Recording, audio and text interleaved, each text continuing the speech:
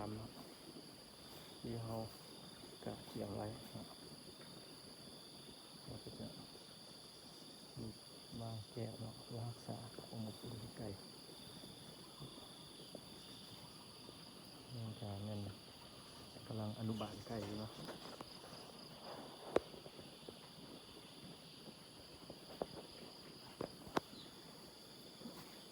นี่ก็จะเป็นระบบการให้น้ำไก่เนาะเหลืองๆจะเป็นระบบการให้อาหารไก่เนาะ